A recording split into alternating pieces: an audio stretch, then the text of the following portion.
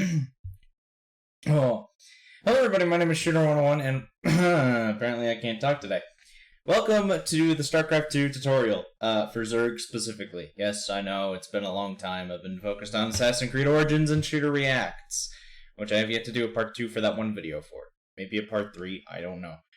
School started up again, so I'm a little busy. I'm going to be very busy for the next for the next year. And then, of course, work is going to be a thing eventually because I don't get paid. Of course, I need to get a job. So, that's going to be a thing. Let me think. Well, sorry. Today we're going to talk about the units for Zerg specifically. We're not going to get into any how-tos for anything.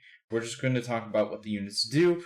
I have StarCraft open, for instance, just to kind of make some of these units, and we're only going to be showing you the basic ones that you'll be need. And by we're, I mean I will only be showing you the basic ones that you'll need to start off StarCraft and a Zerg, and we will go from there.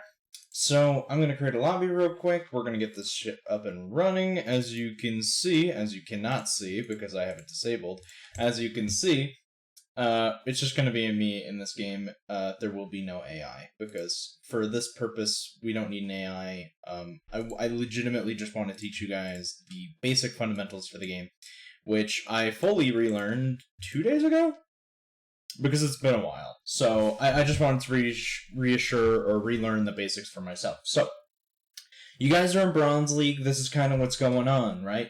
I'm not in Bronze and Platinum, but the game's a little screwed for rank systems. Sometimes it'll happen. So it says I'm Bronze, I'm Platinum 3, possibly Platinum 2 if I played a little more. But I don't ladder anymore because I just don't have the time for ladder because I have so many other things on the go right now. So, sorry for this tutorial video being so late, but we're going to talk about the main units that we'll have. First and foremost, if you guys like this content, or want to see more, or want me to do any videos specifically for, like, let's say, Shooter React or whatever, please let me know. Yeah, okay. So we're just going to return to game. So, your first and most important unit is obviously the drones. We also have a thing called the Overlord. This guy right here is the Overlord. We have drones here, and basically, let me just get set up so we can do some fun stuff. So, I'm just gonna, kind of make some things. But yeah, these are Overlords. What these do is they give you supply, and you can even use these to scout certain locations and place them on high ground. We'll talk about high ground and strategies like that in the future. First things first would probably be to show you guys the 16, 17, 18 build that I use as it pertains to an extremely valuable thing. And I'm not doing an actual opener here, guys. I'm trying to get stuff done so we can do this quicker.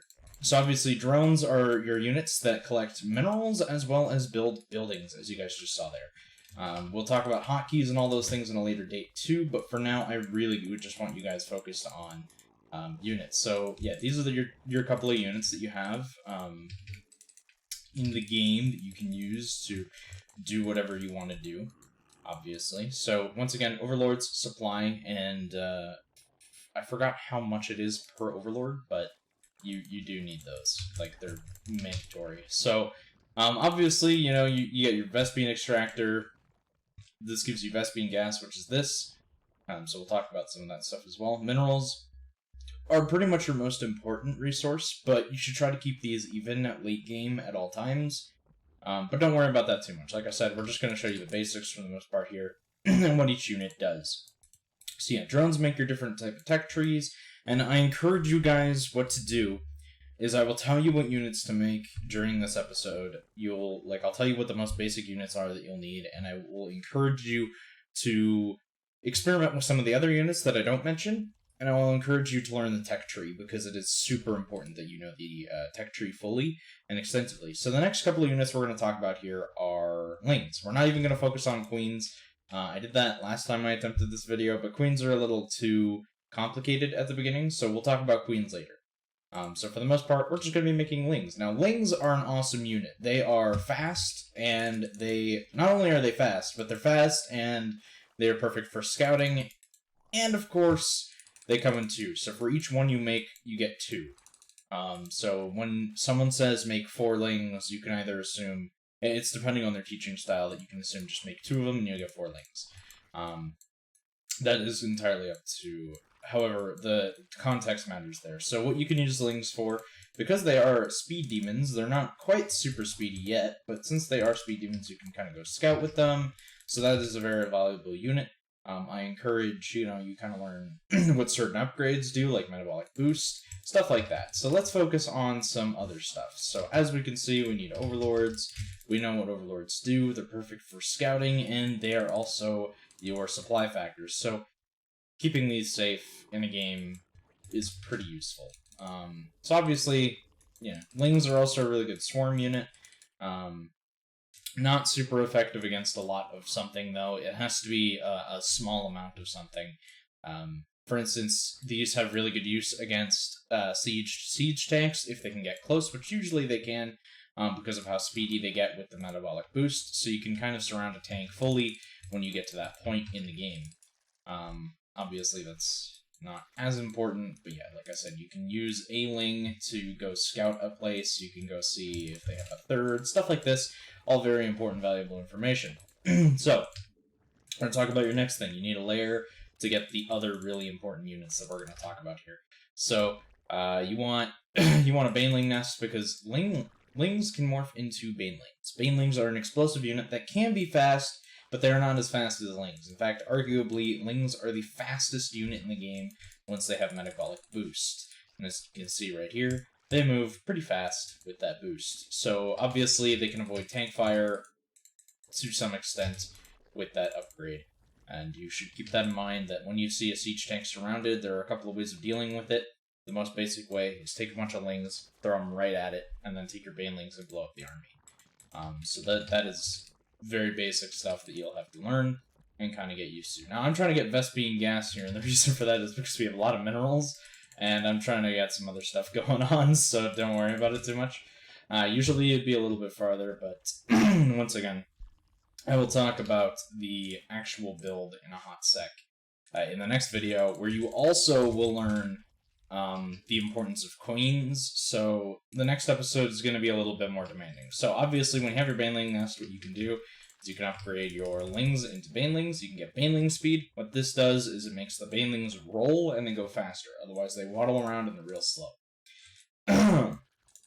Excuse me, because apparently I'm going to have to be doing a lot of talking. My throat just apparently can't handle it today. So, yeah, this is the basic premise of StarCraft 2. For Zerg.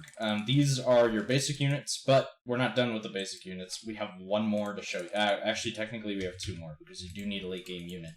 Next one is Hydras. Hydras are a really awesome DPS unit, but they're really squishy. You want to protect those with your lings. Your lings are your tanks, in this case scenario, because your Hydras will stick on the back lines, and your lings will be up front, same with your banelings. So basically, what your Hydras are for, the anti-air, and for basically anything that is mech, since they have some range against certain things.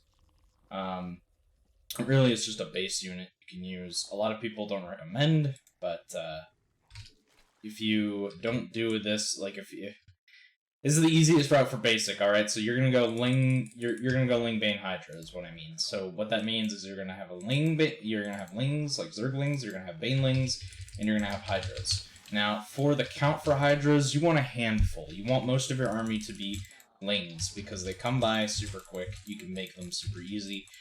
They just kind of happen to be there at all times. So it's a very important thing. Now, I really encourage you as well to know that each drone has the basic mutation or the advanced mutation. Advanced mutation is pretty much everything after a layer. Basic mutation is pretty much everything after a spawning pool. So just keep that in mind, and you need to know that, otherwise you're going to be a little confused when you don't have access to certain things.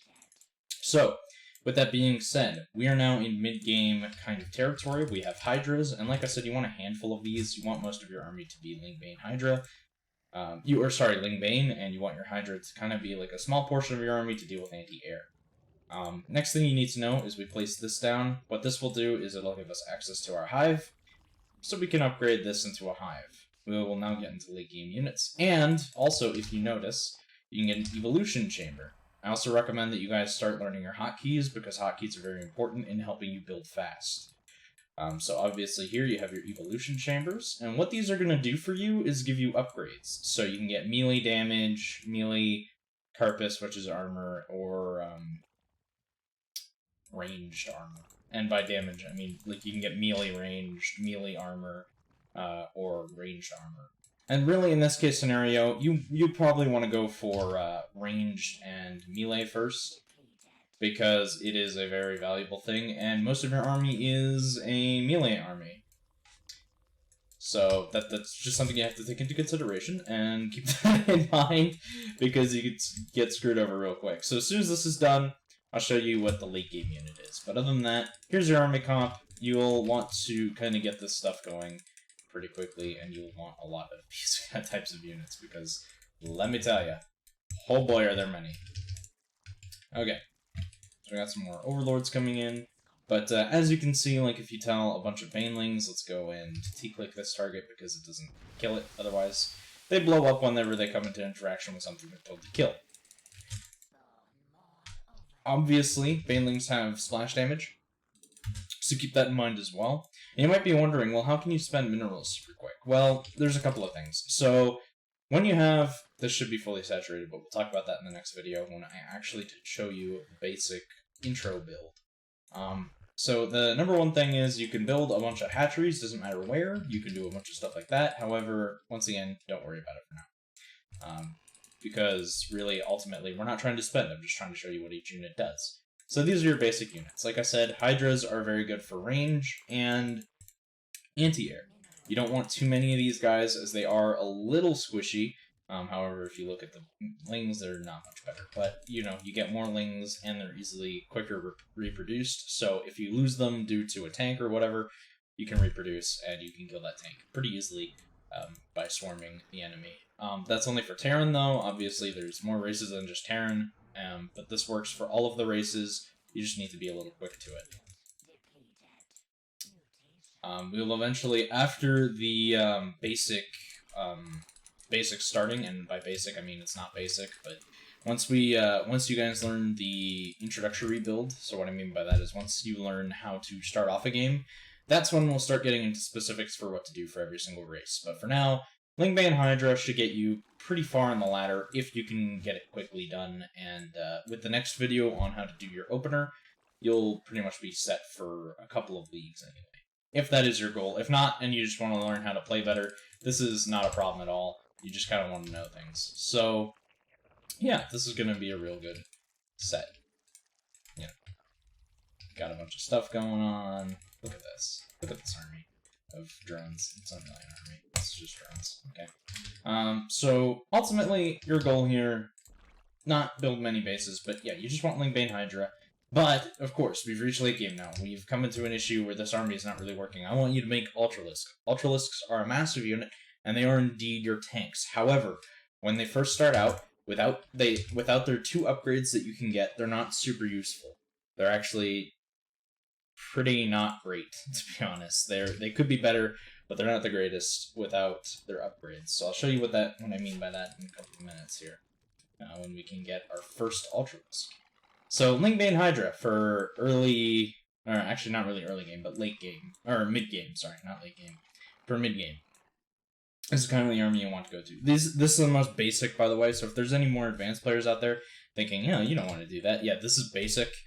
Once we get to the advanced stuff, obviously I'm not going to tell you to just do Lingbane Hydra. It doesn't always work. Now, for Ultralisks, we're going to look into, also I don't use Hydras anymore. I just want to point that out. I don't use them. But for basicness, this is what you're going to use. Lingbane Hydra, very few Hydras, you want a lot of Lings and a lot of Banes, and, of course, your Ultralisks for late game. So you want both of these upgrades, and actually you want the armor upgrade first, and then you want the speed upgrade, because without these 2 upgrades, Ultralisks are kind of wimpy.